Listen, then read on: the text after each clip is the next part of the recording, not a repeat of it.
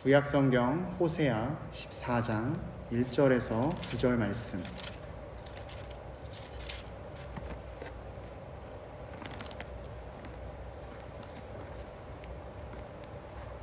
우리 다 찾으신 줄 알고 한 목소리로 봉독하도록 합니다.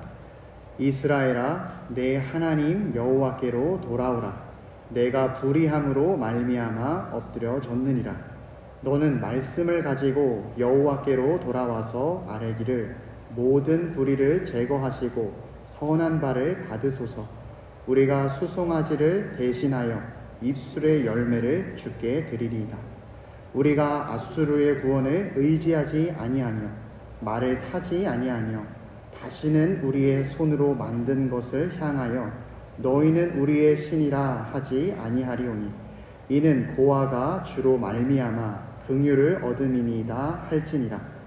내가 그들의 반역을 고치고 기쁘게 그들을 사랑하리니 나의 진노가 그에게서 떠났음이니라.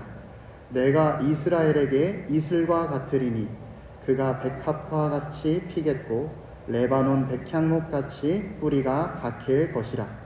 그의 가지는 펴지며 그의 아름다움은 감람나무와 같고 그의 향기는 레바논 백향목 같으리니 그 그늘 아래에 거주하는 자가 돌아올지라. 그들은 곡식같이 풍성할 것이며 포도나무같이 꽃이 필 것이며 그 향기는 레바논의 포도주같이 되리라. 에브라임의 말이 내가 다시 우상과 무슨 상관이 있으리요 할지라. 내가 그를 돌아보아 대답하기를 나는 푸른 잣나무 같으니 내가 나로 말미암아 열매를 얻으리라 하리라. 누가 지혜가 있어 이런 일을 깨달으며 누가 총명이 있어 이런 일을 알겠느냐. 여호와의 도는 정직하니 의인은 그 길로 다니거니와 그러나 죄인은 그 길에 걸려 넘어지리라. 아멘. 이 시간 우리 박종훈 원로 목사님 나오셔서 주께로 돌아가자라는 제목으로 하나님 말씀 선포해 주실 때 크신 은혜 받기를 바랍니다.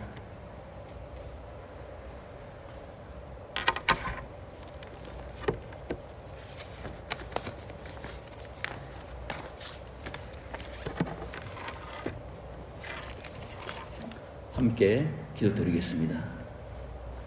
아버지 하나님, 오늘도 이 강단을 허락해 주심을 감사합니다. 주께서 씌웠사오니 주께서 사용해 주시옵소서. 주님의 나팔로 사용해 주시옵소서. 힘을 주는 나팔로 사용하게 해 주시옵시고 경고의 나팔로 사용해 주시옵시고 아버지 하나님께 전진하는 나팔로 사용하게 해 주시옵소서. 아버지 하나님, 우리 성도들 한 분 한 분의 마음에 성령님께서 임재하여 주시옵시고 성령님께서 우리 주님께서 주시는 참된 평안과 참된 기쁨을 누리는 예배가 되게 하여 주시옵소서. 이 모든 말씀 우리 주 예수 그리스도 이름으로 기도드리옵니다. 아멘. 오늘 본문 말씀인 우리 호세아서 1장 1절에서 9절 말씀은 하나님을 떠나서 세상 것을 따라가고 하나님을 의지하지 아니하고 그 당시 강대국이라고 하는 아수르를 의지하고 죄를 회개하지 아니하고 돌아오지 않는 이스라엘 백성들에게 호세아 선지자가 이제 하나님께로 돌아오라는 말씀을 내리는 호세아서의 결론되는 말씀입니다. 호세아 선지는 북이스라엘의 선지자로서 이스라엘이 하나님을 배신하고 하나님을 떠나서 당시 가나안 사람들이 섬기는 바알과 아세라를 섬기고 그리고 하나님께로 돌아오지 않는 그 이스라엘 백성들에게 네가 내게로 돌아오면 내가 용서하고 내가 너희들을 지켜주겠다고 하시는 메시지를 전한 선지자입니다. 하나님께서는 그 정표로 호세아에게 아주 음란한 여인인 고멜을 아내로 주셨습니다. 그것이 이스라엘 백성들에게 용서를 하는 하나님을 보여주는 한 정표였습니다. 고멜은 호세아와 결혼하고 난 후에 호세아를 떠나서 음란으로 떠났습니다. 다른 사람들에게 갔습니다. 호세아는 찾아가서 고멜을 데려오고 또 데려오면 또 나갔습니다. 또 데려왔습니다. 그렇게 하는 것을 보여주시면서 하나님께서는 너희가 언제든지 회개하고 내게로 돌아오면 내가 너희를 용서하고 너희를 받아주고 내가 너희와 함께 있겠다고 하나님께서는 약속해 주십니다. 그래서 호세아서는 하나님께로 돌아오라는 말씀이 굉장히 많이 나옵니다. 호세아서뿐만 아닙니다. 구약에는 하나님께로 돌아오는 말씀들이 너무나 많이 나옵니다. 이사야 44장 22절은 내가 내 허물을 빽빽한 구름의 사라짐같이 내 죄를 안개의 사라짐같이 도말하였으니 너는 돌아오라. 내가 너를 구속하였음이라 하고 말씀합니다. 이사야서 55장 7절 말씀은 악일은 그 길을 불의한 자는 그 생각을 버리고 여호와께로 돌아오라. 그래야면 내가 긍휼히 여기시리라. 내 하나님께로 나오라. 그가 널리 용서하시리라고 말씀합니다. 에레미야서 4장 1절 말씀에도 여호와께서 가라사대 이스라엘아 내가 돌아오려거든 내게로 돌아오라고 하셨습니다. 말라기서 3장 7절에도 그런즉 내게로 돌아오라.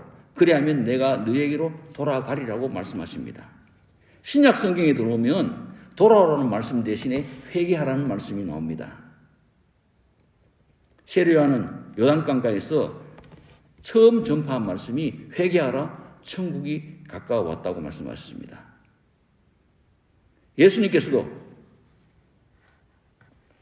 처음으로 복음을 전하실 때 때가 찼고 하나님의 나라가 가까워 왔으니 다 내게로 오라고 말씀하십니다. 회개하라고 말씀하셨습니다. 마태복음 11장에서도 수고하고 무거운 짐자들아 다 내게로 오라. 내가 너희를 쉬게 하리라고 말씀하십니다.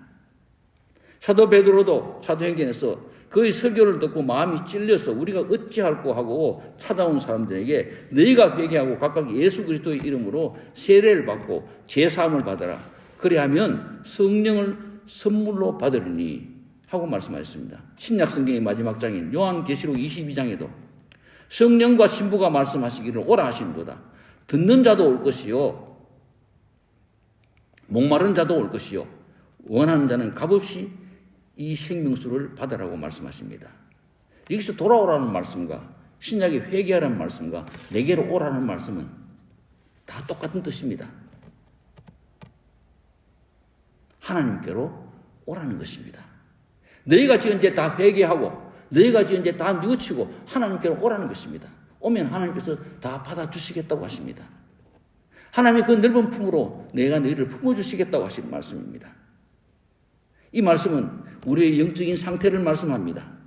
즉 예수님의 십자가의 보혈로 구원받은 우리 하나님의 자녀들인 우리지만 우리의 영적인 상태는 목자를 떠나는 양같이 하나님 곁을 떠난 탕자같이 그렇게 살고 있을 때가 많다는 것입니다. 목자리시는 예수님의 품 안에 있지 아니하고 험한 꼴짝이고 가고 있을 때가 많다는 것입니다. 아버지의 곁을 떠난 탕자같이 아버지의 집을 떠나서 고생하면서 살고 있는 때가 많다는 것입니다. 여전히 하나님의 평안 안에서 평안을 누리지 못하고 수고하고 무거운 짐 지고 살고 있을 때가 많다는 것입니다. 그리고 하나님께서는 왜 너희가 거기 있느냐? 내게로 오라고. 내 안에서 참 평안을 누리라고. 내 안에 참 기쁨을 누리고 내 안에서 참된 행복을 가지고 내 안에서 소망을 가지라고 말씀하십니다. 신학자 폴 틸리는 현대인을 따라다니는 회색 그림자가 셋이 있는데 하나는 죄책감이고 하나는 공허함이고 하나는 공포감이라고 이야기합니다. 여기서 한 가지 더 붙이면 현대인은 고독감 속에 살고 있습니다. 무엇을 해도 재미가 없고 무엇을 해도 삶의 의미를 찾을 수 없다고 합니다. 어느 한 정신과 의사에게 어떤 한 사람이 찾아왔습니다. 그리고 말합니다. 내 삶에 재미가 없습니다. 삶이 허무합니다. 너무나 외롭습니다. 어떻게 하면 내가 더 잘 살 수 있겠습니까? 그때 정신과 의사는 그분을 한참 쳐다보다가 이렇게 말했습니다. 그렇게 허무하고 그렇게 재미가 없다면 오늘 저녁에 유명한 희극배우인 피사로라는 분이 우리 지금 우리 그 시내 어느 극장에서 오늘 공연을 하는데 거기에 가서 보십시오. 거기 가면 위로를 받고 재미가 있을 것입니다. 그러자 그 찾아온 환자가 한참 머뭇거리다가 이야기합니다. 선생님, 제가 바로 그 피사로인데요.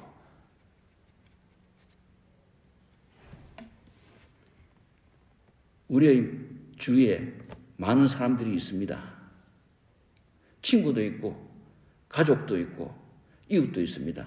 그러나 정말 내가 가진 고민을 해결해 줄 수 없을 때, 과학이 발달되고 지식과 기술은 많아지고 편리하고 편하게 살고 있는 세상이 되었고, 내가 무슨 가진 것이 많이 있더라도 내가 가진 그 문제를 해결할 수 없을 때, 그것이 내가 가진 문제를 해결해 줄 수 없을 때 우리는 고독합니다. 창세기 12장의 야곱의 모습이 바로 이런 인생의 모습입니다. 야곱은 성공했습니다. 외삼촌 라반의 집에서 20년을 있으면서 마지막에는 라반보다 더 부자가 되었습니다. 결혼도 했습니다. 많은 아내도 있었습니다. 많은 자식도 있었습니다. 종들도 있었습니다. 다 가졌습니다. 그리고 20년 만에 고향으로 금이 한양합니다. 그러나 그 고향이 가까워지면 가까워질수록 형 에서를 만나는 것이 두렵습니다. 20년 전에 형 에서를 속이고 아버지를 속인 그 죄가 생각나고 살아나기 시작했습니다. 그는 20년 전에 그 죄책감이 두려웠습니다. 20년 전에 형 에서를 속이고 장자 명분을 빼앗던 일이 생각납니다. 그는 고민에 빠졌습니다. 아들도 있었고 아내도 있었고 종들도 있었고 재산도 있었지만은 그러나 이 모든 것들이 하나도 그의 이 문제를 해결해 줄 수 없었습니다.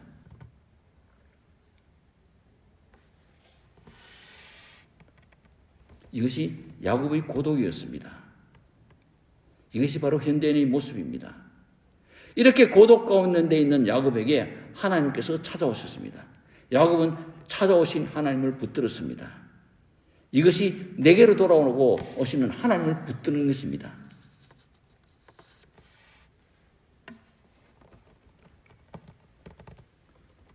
우리 인생의 문제 해결은 하나님께로 가는 것입니다.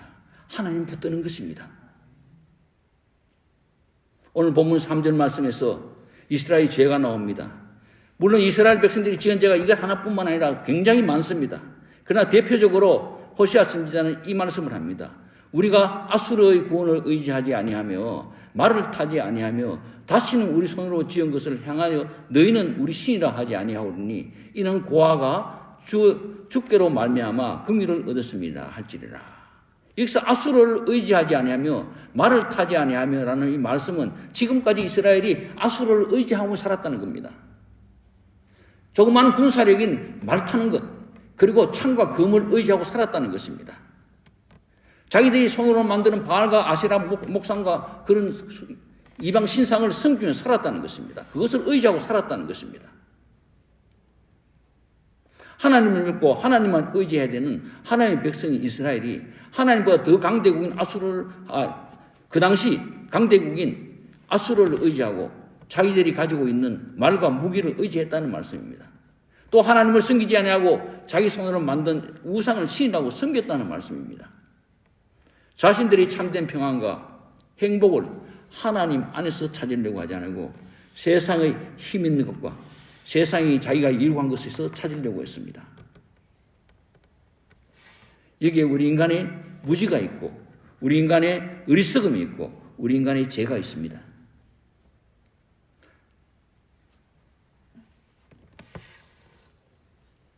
목자를 떠난 양이 그랬고 아버지를 떠난 탕자가 그랬습니다. 탕자가 왜 아버지 집을 떠났습니까? 목자가 왜 우리를 떠났습니까? 아버지 집보다 다른 곳이 더 좋게 보였기 때문입니다. 아버지 집보다 다른 곳이 더 풍부하게 보였고 아버지 집보다 다른 곳이 더 재미있게 보였기 때문입니다. 우리를 떠난 양도 마찬가지입니다. 양이 왜 우리를 떠났습니까? 자기가 있는 하나님, 자기 선한 목자의 우리보다 바깥이 꼴이 더 많게 보였기 때문입니다. 바깥이 더 행복해 보였기 때문입니다. 그래서 떠났습니다.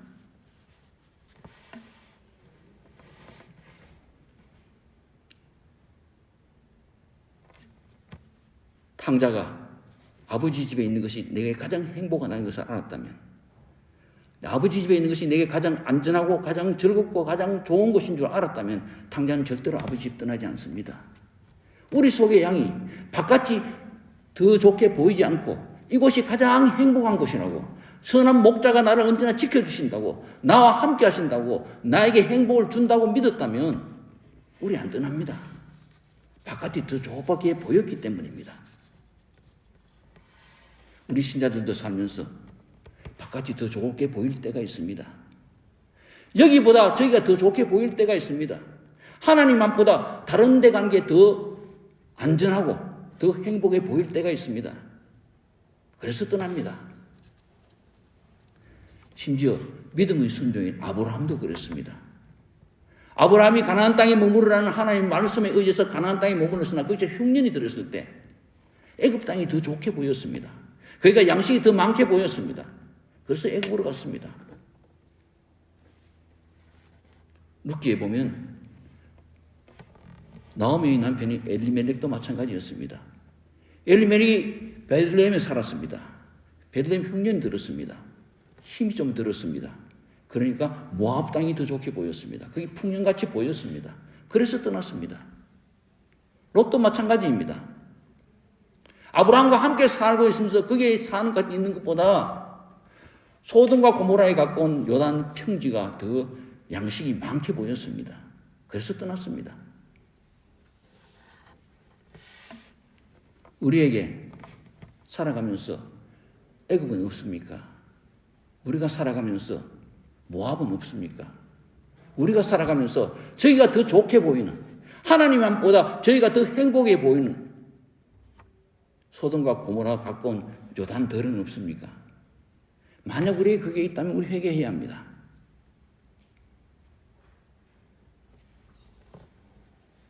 그런 것이 있다면 양을 아무리 우리에 들여다 놓아도 양은 또 떠납니다.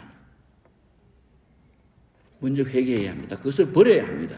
거기로 가는 것이 내 멸망의 길이고, 거기로 가는 것이 내가 창피한 길이고, 거기서 걸어가는 것이 남편이 죽고 두 아들이 기론과 말론이 죽는 내가 불행한 길이라는 것을 먼저 알아야 합니다.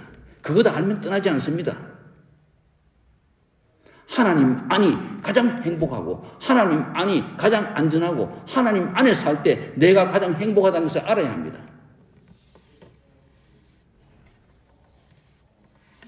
양의 참된 평안은 목자의 품 안입니다.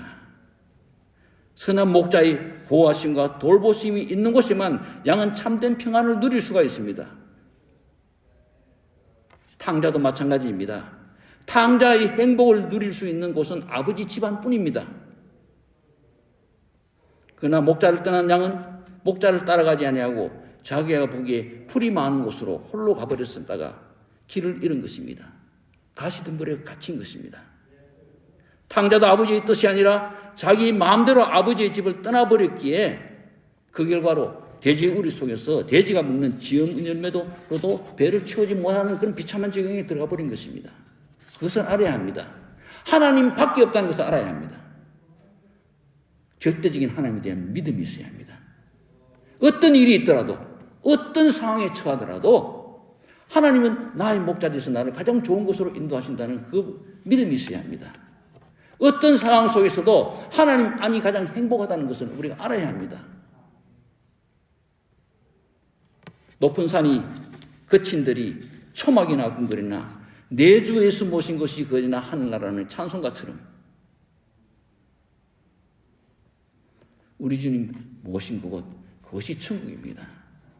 우리 주님 모신 그곳에 참된 소망이 있습니다. 참된 행복이 있습니다.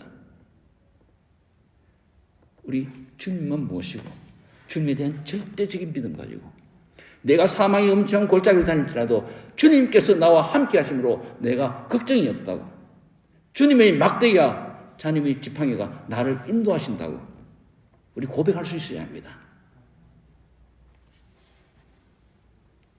우리 인생은 하나님을 떠나서 어디에서도 행복을 찾지 못합니다.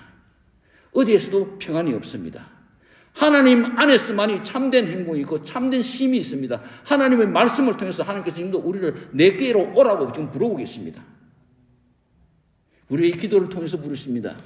목사님의 말씀을 통해서 부르십니다. 예배를 통해서 부르십니다. 어때는 환경의 변화를 통해서 우리에게 부르고 계십니다.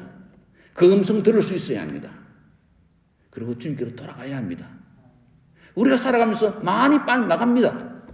나가나 우리 부르시는 음성 듣고 돌아와야 합니다.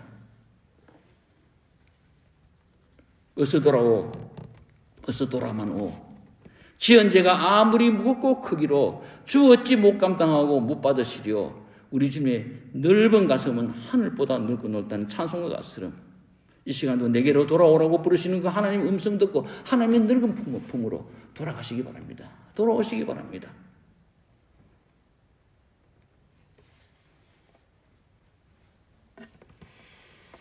우리 주님께 우리 이제 고하고 주님 앞에 내려놓읍시다. 사도 요한은 이렇게 말씀합니다. 만일 우리가 죄 없다 하고 스스로 속이고 만일 우리의 죄를 자백하면 저는 미쁘시고 의로우사 우리 죄를 사하시고 모든 불의에서 우리를 깨끗게 하실 것이요. 이 시간 우리 자신을 되돌아봅시다. 우리가 하나님보다 더 의지하고 사는 것은 없습니까?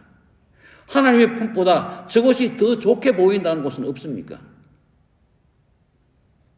평상시에는 못 느끼고 있었는데 내게 어떤 어려운 환경이 올 때 우리는 혹시라도 하나님보다 저기가 더 안전하다고 생각하는 것은 없습니까?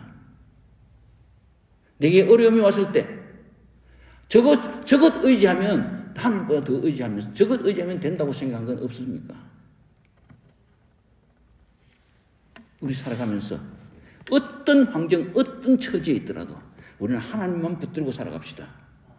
하나님 밖에 없습니다.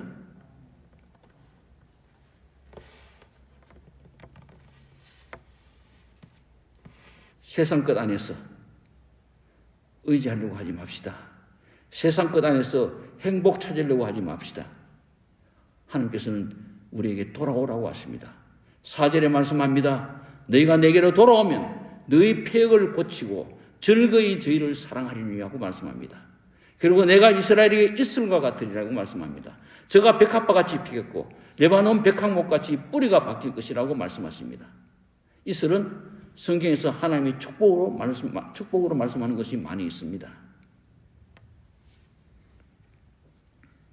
창세기 27장 28절에 이삭이 야곱에게 축복할 때 하나님은 하늘의 이슬과 땅의 기름짐이며 풍성한 곡식과 포도주를 내게 주시기 원하노라고 축복합니다.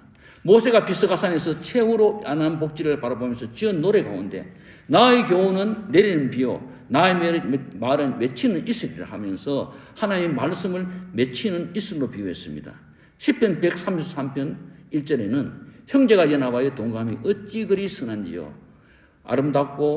선하고 아름다운 거 머리에 있는 보배로운 기름이 수염 곧 아론의 수염에 흘러내림 같고 헐몬의 이슬이 시온의 산들의 내림 같도다 하고 형제가 화목에서 사는 그 모습, 축복의 모습을 통해서 헐몬산의 이슬에 비유했습니다. 이사야 26장 19절에도 티끌에 거하는 자들아 너희는 노래하라.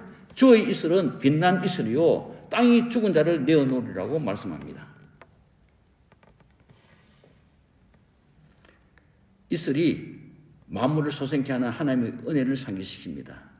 이스라엘에게 이슬과 같으리라는 본문의 말씀은 이러한 하나님의 축복을 말씀합니다. 성령님의 임하심을 말씀합니다. 사실 성지에는 비가 봄과 가을에만 많이 오고 여름엔 비가 오지 않습니다. 그런데도 곡식이 자라고 그런데도 많은 나무들이 새롭게 자랍니다. 시들었던 화초밭이 소성식이고 꽃이 핍니다. 이 이유는 바로 밤에 흡족히 내리는 이슬 때문입니다. 이슬은 곡식과 나무를 새롭게 합니다. 시들었던 화초밭을 소성시키고 꽃을 피웁니다. 열매를 맺게 합니다. 이는 성령님이 임하실 때 우리에게 미치는 결과를 말씀합니다. 오늘 본문 말씀은 하나님께로 돌아오는 이스라엘 백성에게 이슬과 같이 내려 저가 백합화 같이 피겠다고 말씀하십니다. 백합화는 순결과 아름다운 상징입니다. 그리고 레바논 백향목 같이 뿌리 내리고 가지가 퍼지며 그 아름다움은 감람나무 같으며 그 향기는 레바논 백향목 같으리니 하고 말씀합니다. 백향목은 가장 곧고 견고하고 늠름한 나무입니다. 그리고 향기는 어느 나무보다 강해서 백향목으로 지은 집은 향기가 납니다. 그래서 성전을 백향목으로 지었습니다.